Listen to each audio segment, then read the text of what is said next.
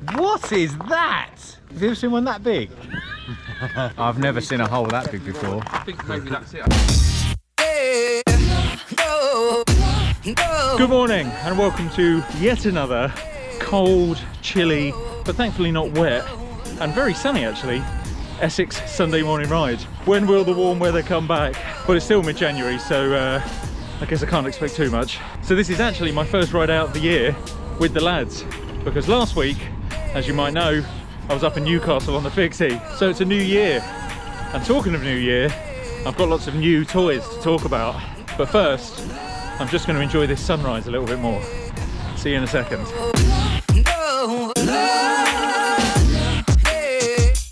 Despite the cold, it is actually a beautifully sunny morning this morning. It's actually quite pleasant, isn't it? Very nice. So yes, new year and new toys, importantly. And given that 2023 was plagued with punctures for me, new thing number one, new tyres. So I did have the Continental GP 5000s on my bike for quite some time. And quite some time might be the reason that I was getting punctures, because when I finally went to get rid of them, it was only then that I realised that I'd had them on for about 2,000 miles. So they might have been wearing just a little bit thin, no rubber, which allowed pretty much even the dullest of stones on the floor to go straight through it. So I've ditched the GP 5000s and I've gone for a pair of Continental Ultra Sports. Never used them before, but my friend Stu does have them on his bike, so let's see how these go. So far this morning, we're 20 miles in, no punctures yet, which is novel for me.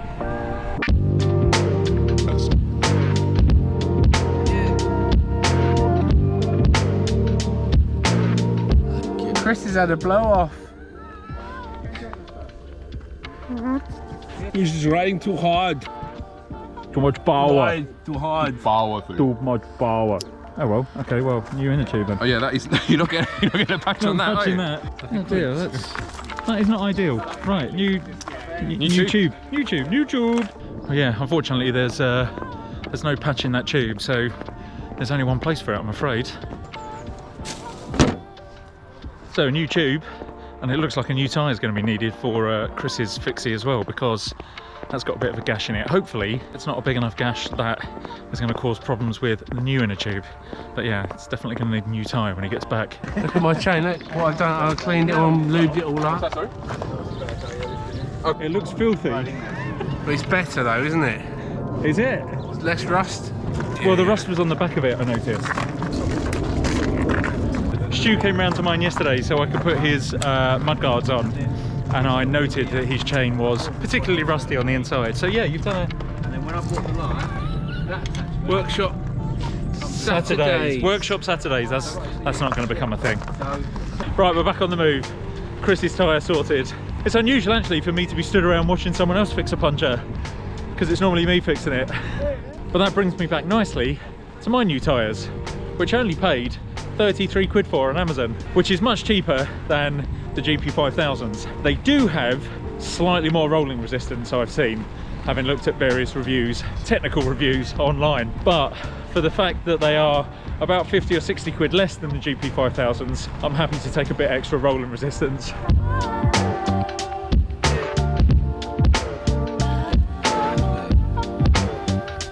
Right, my next upgrade, it's a new saddle. And if you've watched my video a couple of weeks ago, you'll know that I already bought a new saddle, a slightly stubbier, but unfortunately wider base to it. Now it was nice, as I pointed out in that video, that when I was out of the saddle putting the power down, swinging the bike backwards and forwards, the nose of the saddle wasn't hitting me anymore in the back of the thighs. However, the trade-off for that was that it was just a bit too wide for the sit bones of my backside.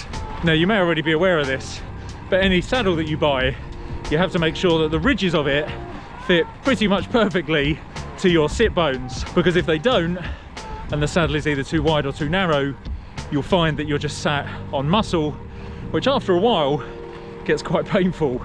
That's how you can get away with ultra thin, what look like razor sharp saddles, because ultimately you're just resting on your backside bones.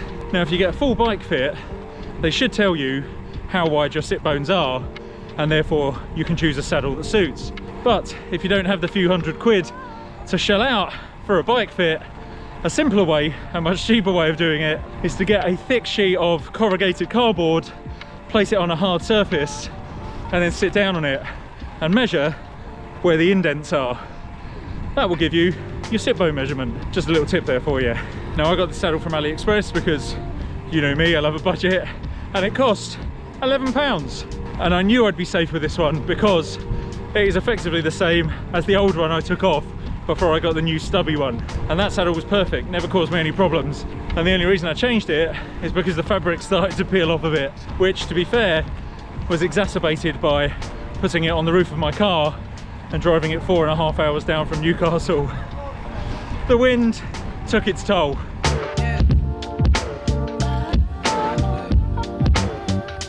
Okay, next up are my Lake CX146 winter cycling boots. Now, I think I've talked about this briefly in a video previously. It might have been my winter essentials video where I talk about wearing overshoes to keep your feet warm, which are great, but although I had overshoes on, I was wearing summer shoes all year round. The problem with summer shoes is that they have vents on the underside of them to let your feet breathe. However, while they're good at letting air in, they're also good at letting water in.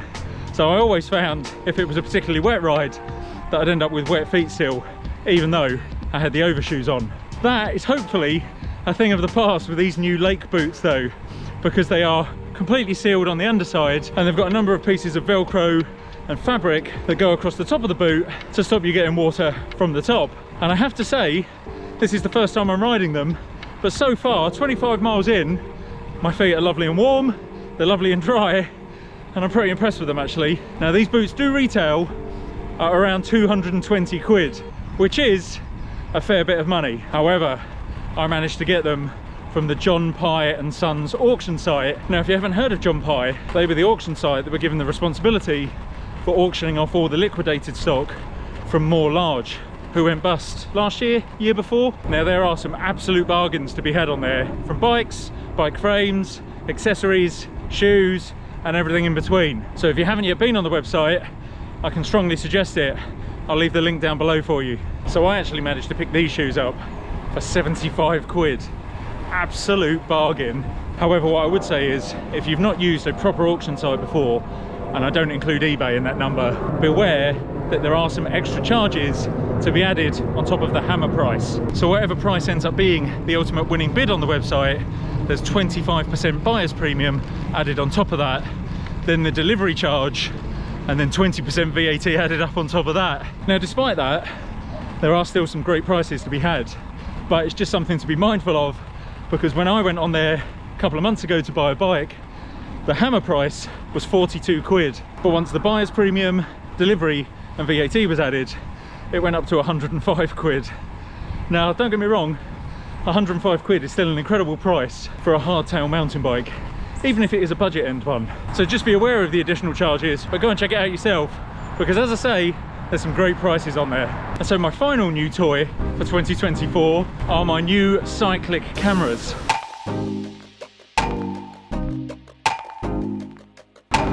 Oh,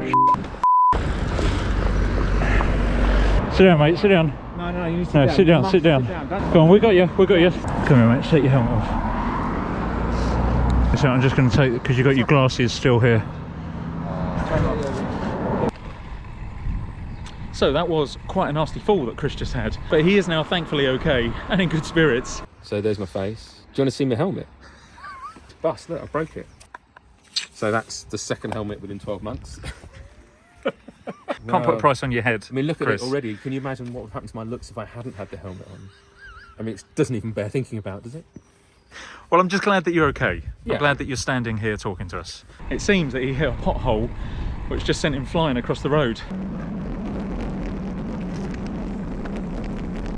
Yeah, he came down quite heavily on his head, landed on his helmet, but that did its job, took the brunt of the fall, and he's given me permission to show the video here. And by some bizarre twist of fate, that just goes to show off my 4th upgrade. But hang on, let's get home first.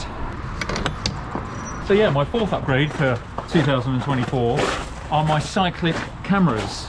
I didn't buy them to capture videos of my mates coming off their bikes, but the real reason I bought them, and before I say this, I should just say that I am all about fostering harmony between car drivers and cyclists on this channel, because let's be honest, there's enough hate out there in that regard already. However, over the last year, I have had a number of close passes and incidents with drivers who, well, let's just say they don't really care about the safety of cyclists. So I've decided in 2024 I will be reporting any dangerously close passes that I get and any incidents that are completely initiated by drivers for absolutely no reason other than the fact that they hate cyclists. I am all about getting more people out on bikes and trying to make it safer for them. So I hope in some way that by reporting these drivers, and if they get reported properly by the police, I'm hoping that it will teach them the error of their ways, and next time they go past a cyclist, they might just have a little bit more consideration. But talking about the cameras more generally, I have used them quite a few times on the bike now, and I must say,